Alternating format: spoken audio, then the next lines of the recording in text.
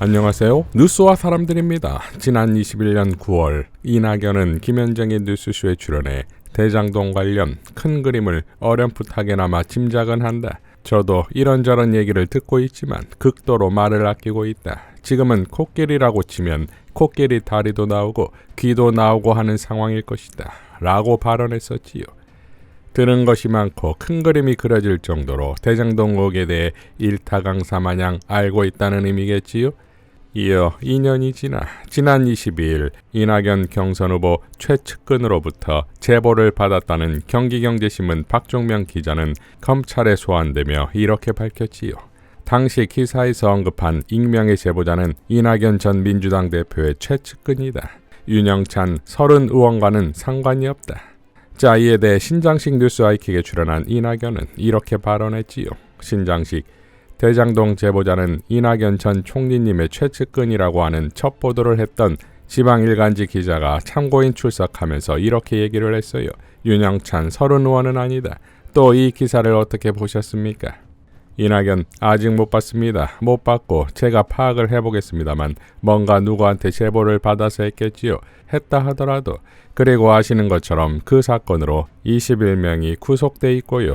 4명이 수사받다가 자살을 한 엄청난 사건입니다. 그런 점을 감안해서 국민의 일반적인 상식으로 봤으면 좋겠습니다. 여기 기사가 나오네요.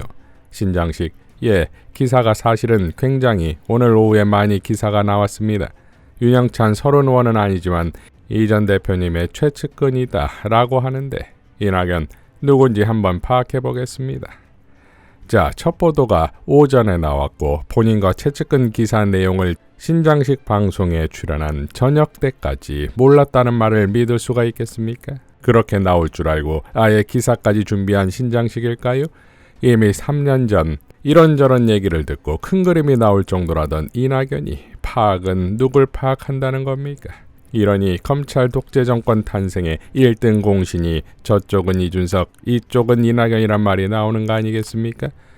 이런 자가 지금 민주당 내 분탕질을 넘어 아예 반란이자 반동이자 쿠데타 중입니다.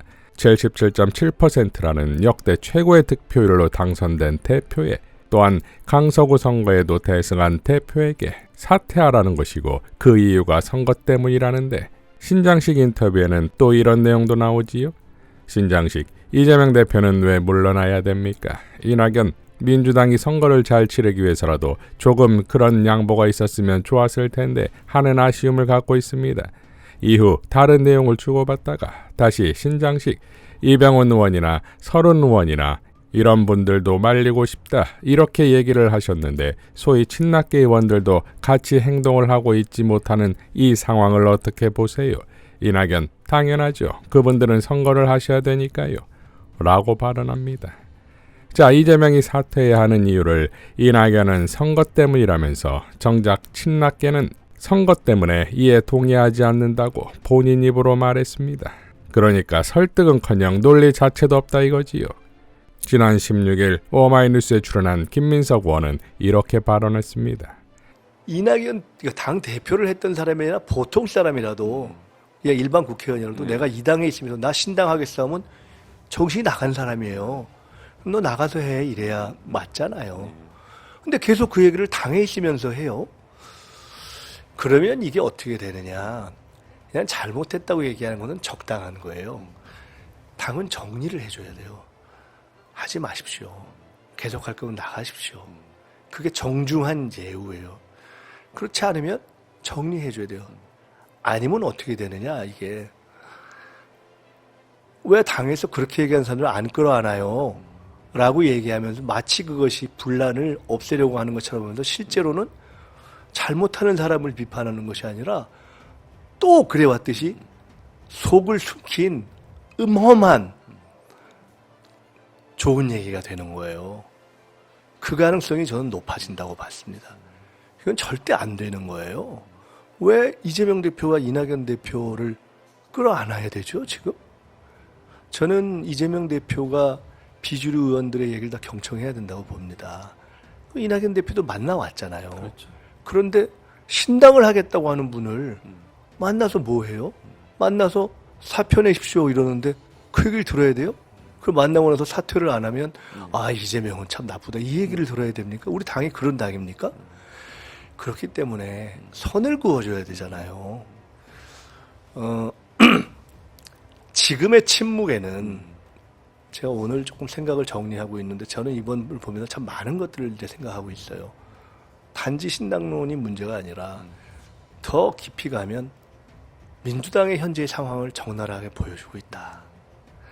잘못된 것을 잘못됐다고 이야기하지 못하는 지도부가 알면서도 워낙 내부 기반이 취약하기 때문에 그런 정황도 보여주고 의원들의 상당수가 잘못됐다고 이야기하지 않거나 이야기하지만 적당히 하거나 아니면 이야기하면서도 양비론을 하거나 그래서 그건 사실상 암을 키우는 거죠.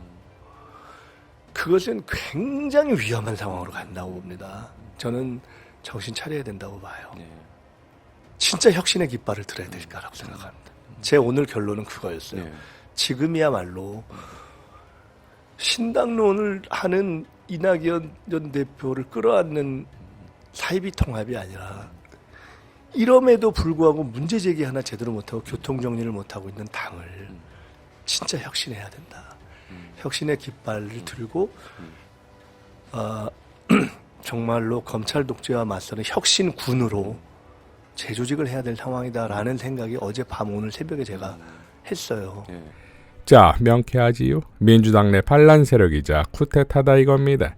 서울의 봄을 이야기하면서 윤석열 정권과 국힘을 욕하고 있으나 정작 민주당 내에선 이낙연이 쿠데타 중이다 이거지요. 그러니 단호히 제압해야지요. 지난 혁신회의는 이낙연 신당에 대해 다음과 같이 규탄했습니다. 더불어민주당의 역사와 민주적 절차를 부정하는 이낙연 전 대표를 규탄합니다. 이낙연 전 대표가 신당 창당을 선언했습니다. 민주당의 이름으로 5선 국회의원, 전남도지사, 국무총리를 지내고 당의 대표까지 영입했던 분이 당의 역사와 민주적 절차를 부정하고 나오셨습니다. 한 언론에서는 이낙연 전 대표를 민주당의 영혼이나 다름이 없는 정치인이라고 평가하면서 절대 신당을 창당할 리가 없다고 장담했습니다. 그런 평가를 받은 분이 헛된 정치적 욕망으로 자신의 역사와 민주당의 이름에 먹칠을 하고 선후배 동지들에게 깊은 상처를 주고 있습니다. 이낙연 전 대표가 얘기하는 신당 창당 이유를 도저히 이해하기 어렵습니다. 양극화된 정치 때문이라고 하는데 집권여당 민주당을 이끌었던 전직 당대표로서 매우 무책임한 태도입니다. 이낙연 전 대표는 대표 시절에나 그 이후에도 정치 양극화 문제를 해결해보자고 단 한 번도 얘기한 적이 없습니다. 지친 마음에 정치계를 떠나겠다는 이유라면 몰라도 신당 창당을 하는 이유가 되긴 어렵습니다. 대다수 당원과 국민들은 자신의 정치적 욕망을 숨길 거짓 명분으로밖에 보지 않을 것입니다. 더구나 이재명 당대표가 취임한 이후 무도한 윤석열 정권의 폭정으로 쓰러지는 민생을 바로 세우기 위해 정의당, 기본소득당, 진보당과 함께 야4당이 꾸준히 입법 공조를 해왔습니다. 검찰 독재 정권의 정적 제거를 위한 구속영장도 야당과 시민사회가 함께 연대하여 막아냈습니다. 그럼에도 이재명 대표는 적대와 대결의 정치를 막고자 윤석열 대통령에게 8번의 영수회담을 제안하였습니다. 지금 양극화된 정치를 대화와 타협, 공존의 정치로 바꾸자는 세력이 민주당이고 이재명 대표입니다. 정치 양극화의 책임은 끝까지 제1야당 대표를 중범죄자 취급을 하는 윤석열 대통령과 국민의힘에게 물어야 합니다. 그런데 왜 그것이 민주당을 분열시키고 신당을 창당하는 이유가 된 것입니까? 신당 창당의 뚜렷한 이유는 이재명 대표를 반대하는 것뿐입니다. 정치적 가치나 비전을 국민에게 제시하지 못하면서 오직 반명이라는 주장밖에 보이지 않습니다. 민주당의 전직 대표로서 당의 민주적 절차와 책임 정치를 완전히 무시하는 행태입니다. 이재명 대표의 사법 리스크는 본질적으로 검찰 스토킹입니다. 검찰의 스토킹은 사법 리스크가 구속영장 기각으로 판단했습니다.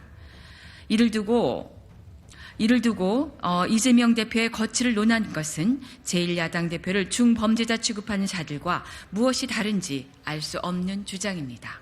2021년 대선 경선에서도 2022년 전당대회에서도 이재명 대표는 당원과 국민의 선택으로 더불어민주당 대선 후보가 되었고 당 대표가 되었습니다.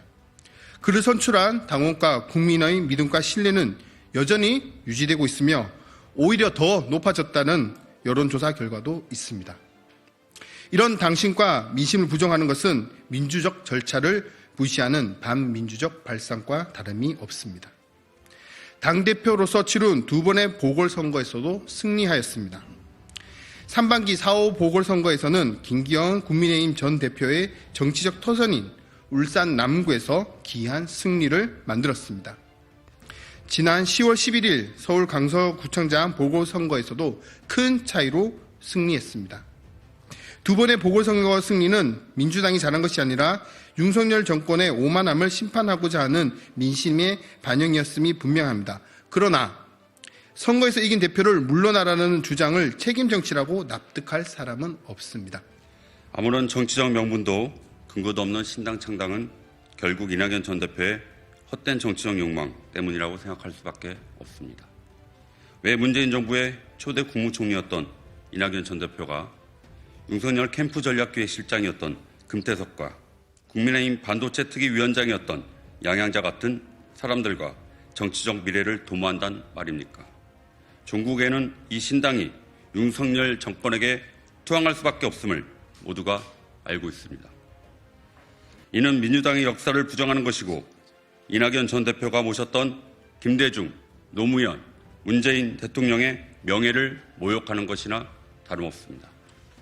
더민주정국 혁신회의는 이낙연 전 대표의 신당 창당을 더불어민주당의 역사와 민주적 절차를 부정하는 행위로 규정하고 엄중하게 규탄합니다.